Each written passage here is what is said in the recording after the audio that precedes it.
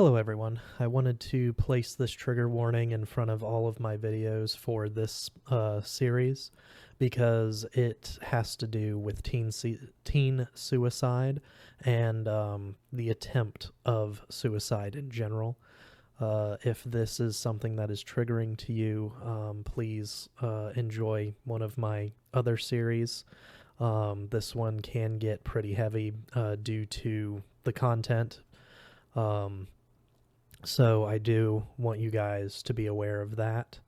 I also want you guys to know that you are loved, you are enough, and you matter.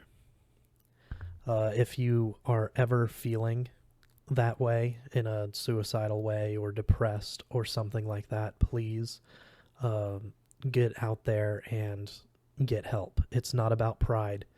To just put that, you've got to put that away. If you are having a rough time, talk to somebody, talk to family, talk to a friend, talk to just a random stranger at the bus stop or something.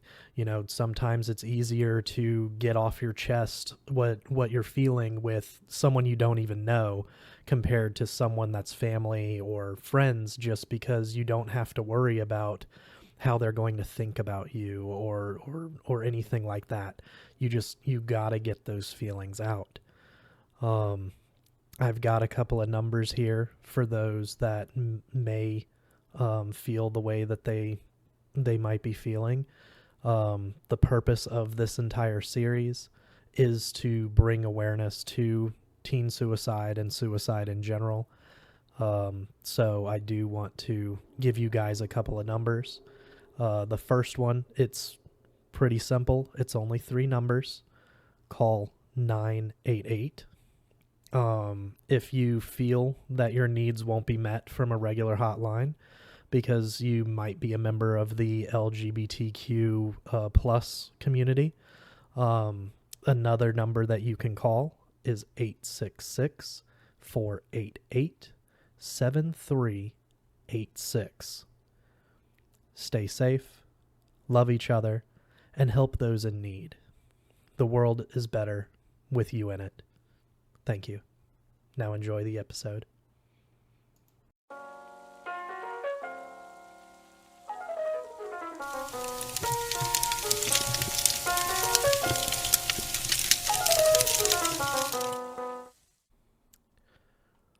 Welcome back, everyone. Today we'll be reading Chapter 19. So let's get into it. Chapter 19. My parents fought a lot that night. The night I found out Lisa had a honey that wasn't me. I couldn't hear what they said, but Mom got a lot louder than Dad. Dinner that night and breakfast the next day weren't loud, though. They were quiet. Dad found some reason to go to his office. Mom cleaned the house and mowed. I ate lunch and dinner in my room and tried to do my homework. I didn't call Mama Rush at the palace because she felt bad. I didn't call Lisa to see if she won a ribbon in her second race because I felt stupid. I didn't call anybody else because I didn't know anyone who wanted to talk to me. Mom sort of wanted to talk to me. She checked on me about 200 times. You okay?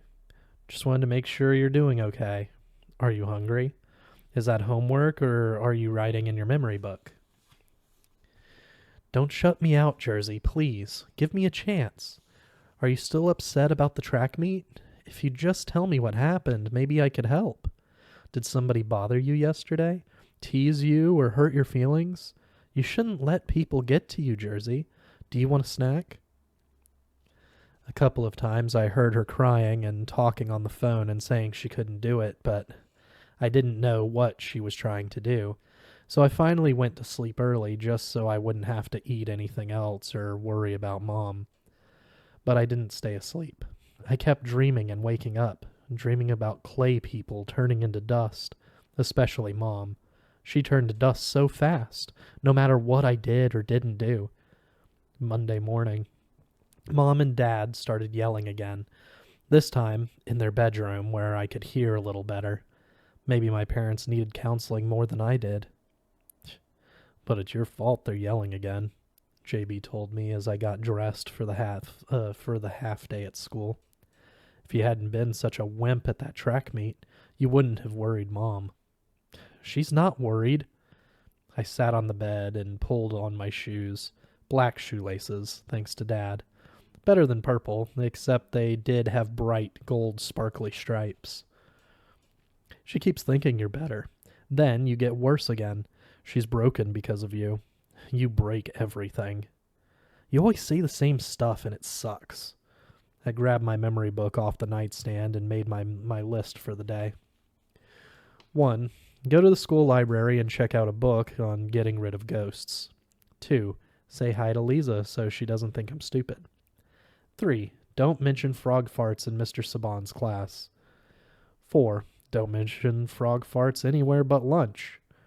5. Don't mention honey at lunch. 6. Don't miss the bus because it'll be early because it's a half day. 7. Call Mama Rush and check on her. 8. Find a spell or something in a library book to kill JB. JB laughed as I finished the list. You really think you can find a spell to kill me? I can try. Dad yelled something about being positive. Mom yelled something back about things getting better, then falling apart all over again.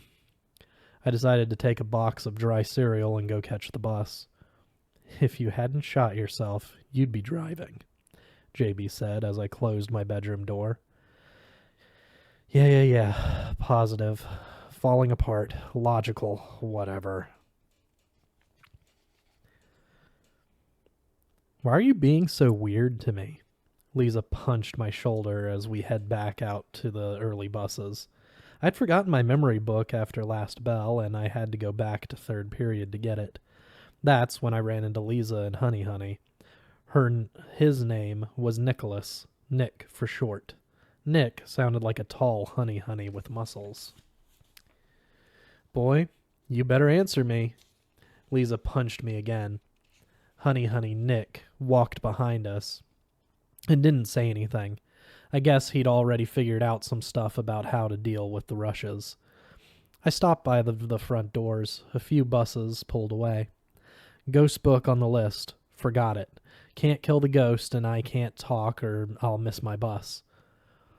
Nick and I can drive you home. She reached out and grabbed my bad hand as I tried to go outside. Seriously, you're worrying me. Why are you being weird? The doors closed. I looked at my feet and tried to think of good words. Lisa was worried about me. I was worried about Mama Rush and my mom and my parents and everything. Just everything. I got another ribbon after you left. It was just a third place, a white one, but still. I'll get some blues next year. She squeezed my hand and grinned. Why didn't you stay? Say something. And don't say something stupid. She was so pretty. Even now that I knew she had Nick, the honey. I wished I still had muscles. I wished I knew how to fix muscles, and moms, and broken presents. If I broke so much stuff, I should at least learn to glue them all back together again. Ghost book. Mom and Dad and purple shoelaces. My head started to hurt all of a sudden. Stuff is so broken, and cheerleaders peanutted me, and Todd was there, and our parents were broken too. Lisa's eyebrows pulled together over her nose. Her eyes glazed over a little. Okay. Maybe I'll figure all that out by tomorrow. My head hurt worse. My face had to be turning red. More buses left. I thought about pulling my hand back, but I didn't want to be a big Larry and break something else. I really didn't want to go driving around with Nick, the muscle man, either. I could think of lots of things I'd rather do than ride around with Nick. Like have all my teeth pulled. Like wear purple shoelaces to a funeral. Shoelaces? Lisa looked down. Black ones. She sounded tired, or maybe like I was getting on her nerves. I was probably getting on her nerves. I was probably missing my bus. I tugged my hand a little. Bus, ghost book, shoelaces. Even though it nearly made my brain explode out of my stupid marks. I managed to smile so she might let me go. Lisa shrugged. She dropped my hand. Just, okay, if that's how you want it, guess I'll see you tomorrow.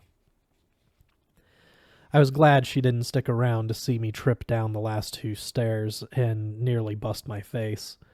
The bus almost left without me, but I got to the door just in time to bang on it. The driver let me in.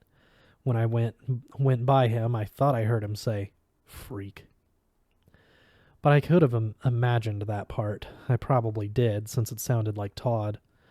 When my head hurt, I imagined lots of things. Maybe I imagined Lisa being tired of me, but I didn't think so. Lisa was getting tired of me. Her honey probably thought I was a pain, like Todd did. Or maybe I was imagining everything I wished I was. Or maybe I was imagining everything I wished I was. All the way home, I kept my eyes closed. The sun was too bright again. I wondered if the sun could cook my eyeballs. It felt like it was cooking my eyeballs. There had to be some way to fix Mom, right? Things got better, then they got worse. I could make them better again if I tried. If I got Mom and Dad glued, other stuff would be easier to fix. So I just needed to use my best pragmatics. No big Larry talking or breaking things or acting weird at track meets. No looking in boxes, no upsetting her. My eyeballs were definitely cooking. At least my house wasn't far. My stomach growled. I hoped I could find some chips or something. I needed to eat and read over my lists and figure out what to do to start fixing Mom. Shoelaces. I'd already forgotten the library and the ghost book, and I didn't want to forget anything else. If I forgot stuff, I might freak out, and if I freaked out, Mom might crack. I thought about my clay dream all the way up our front steps, and the whole time I fought with the stupid door to get it open. Inside, it was darker. Good. Darker was good. All dark and quiet, except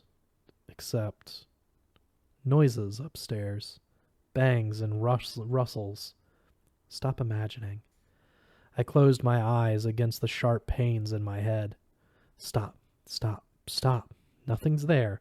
Mom was at work. Dad was at work.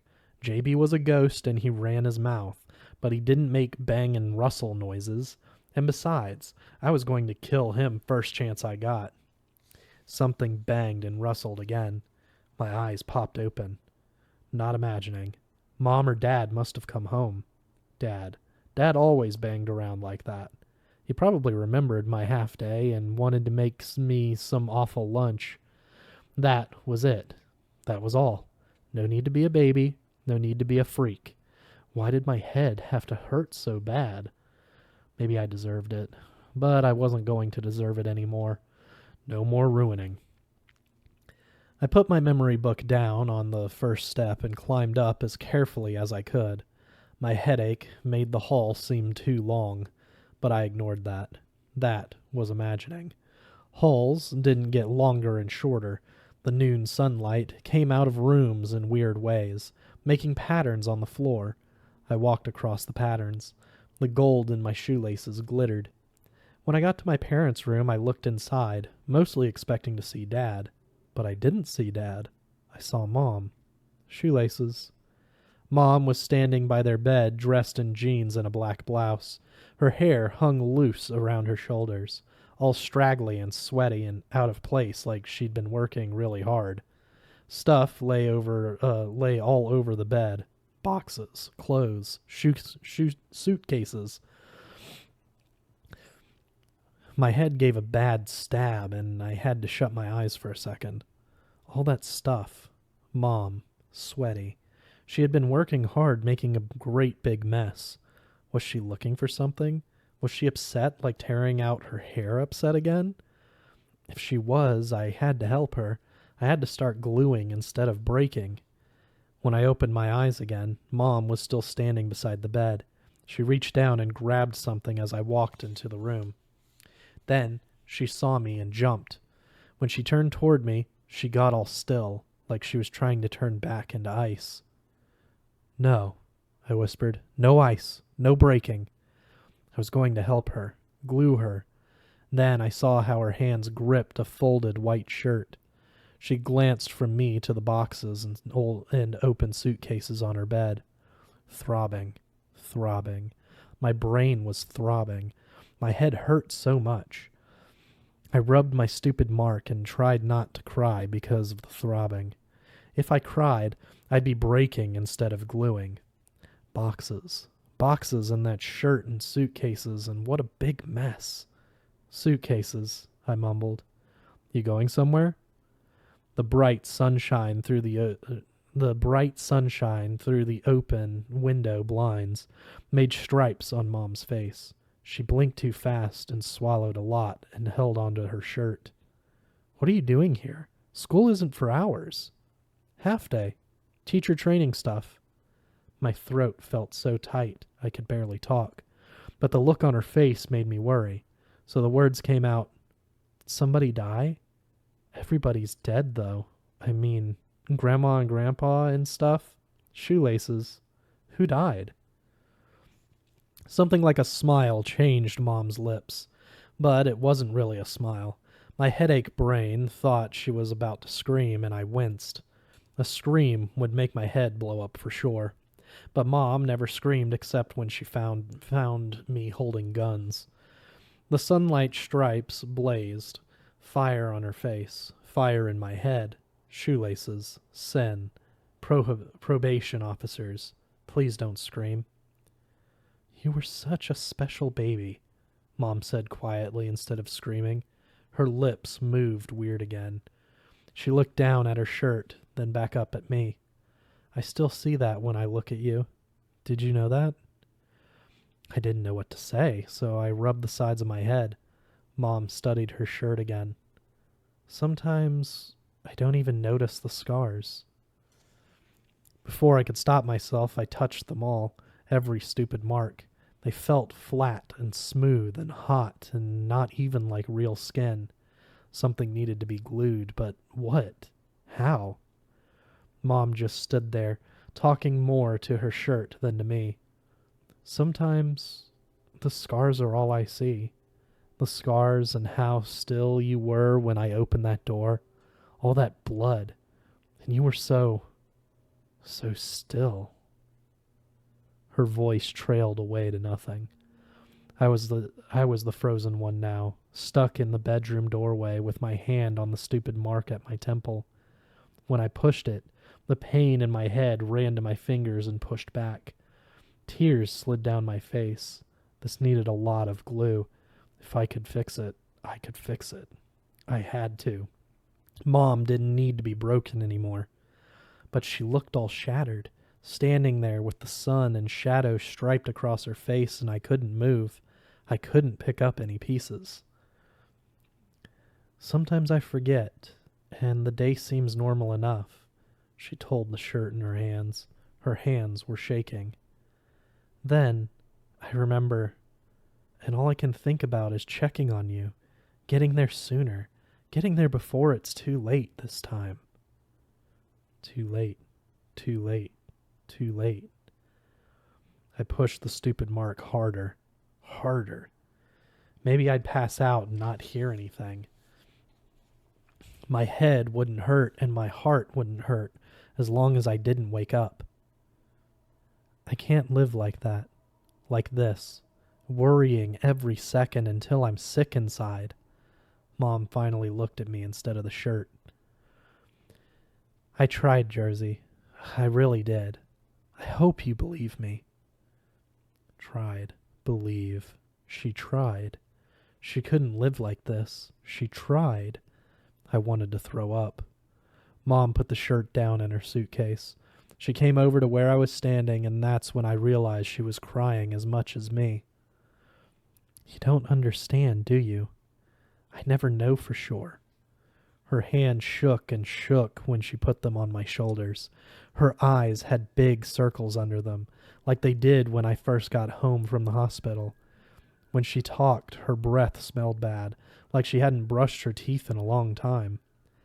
I was supposed to understand something, glue something, her hands on my shoulders.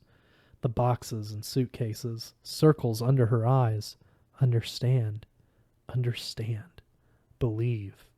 She tried. I was going to call you later. She let go of my shoulders to hug herself. Give you my number.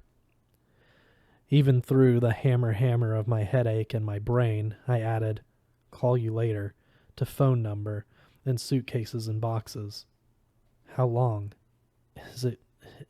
Is it for work? You're leaving for work, right?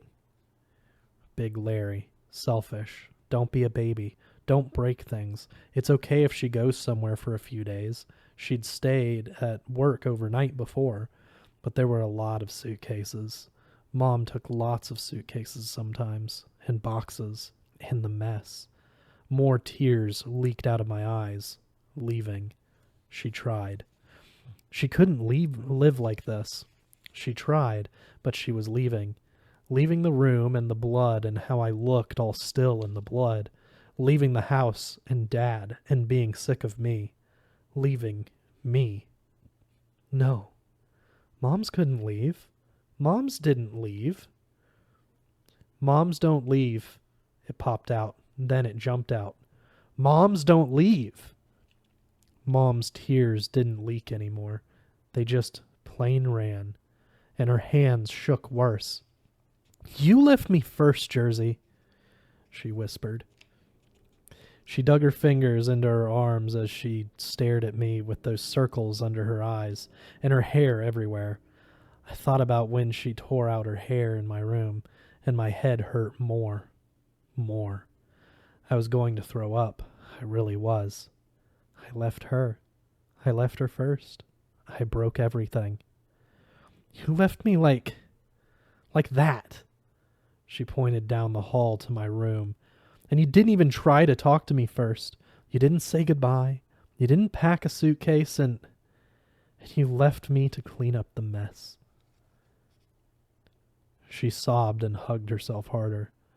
I had your blood all over me. Later, I kept showering and showering, but it wouldn't come off. More sobs. The room spun and lurched. I closed my eyes, opened them. Mom had blood all over her. Just like she said. My blood. Smeared on her face, soaking her clothes, covering her hands, her eyes, still like I had been still. Dead, like I'd been dead. Almost, but not quite. Just a little life left. A few pieces, maybe big enough to glue, but only if they didn't break anymore. When I blinked, the blood went away. But I thought I could still see it, like a scar on Mom, like the scars I had, only deep under her skin, where she could feel it and nobody else. I just need some time to myself, she said. Can you understand that? Don't throw up. Can't throw up. All those suitcases, all that mess. How long? Where? How long? The room turned circles in my stomach, and my stomach turned with it. My fault. Not my fault. Her. She couldn't handle things. My fault. I broke Mom. She told me it was okay if I said stupid stuff, so I hadn't been trying. Not hard enough. Real Big Larry. Real selfish. I acted stupid at the track meet. I could be less stupid and lots less selfish. Unselfish. Don't throw up. My fault. Handle things. She was leaving. Of course she was leaving. Why would she stay here with shoelaces and peanuts and losers like me? Time to herself. She was leaving for time. Time without me. Without the blood. Without Dad. Without me. Especially me. Time, I said, even though I had my teeth clenched. My head hurt so bad I felt it in my teeth, my fingers. My stomach turned over and over and over. Time, Mom echoed. She looked like she wanted to touch me again. She took a step toward me. Don't, no. I backed away from her into the hall. Cracks down the middle. Your arms might fall off. Dust, clay and dust. I'll turn you to dust. She stared at me with those flat, broken eyes. I turned around and stumbled down the hall, away from her eyes, away from her, to the bathroom. I shut the door, made it to the toilet, sort of fell toward it, and threw up. Then I sat there smelling acid and tasting bad, bitter stuff. It was dark with the door shut. The toilet seat felt cool on my cheek. Dark and cool, cool and dark. Was I still crying? Still crying. But my eyes had dried up. All the tears cried up. Cracks. My mom had cracks down the middle. Her arms had fallen off. If I said anything else, if I went out there and bothered her, she'd just be dust. So I sat with my head hurting until all the tears were gone in the cool dark for a long, long, long time.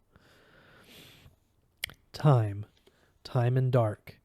By the time I got up and went out into the hall, the house was quiet again. Totally quiet. Time and quiet. The mess and the boxes and the suitcases were gone. Time and gone. So was my mother. That's it for this week. We'll see you guys next week with Chapter 20.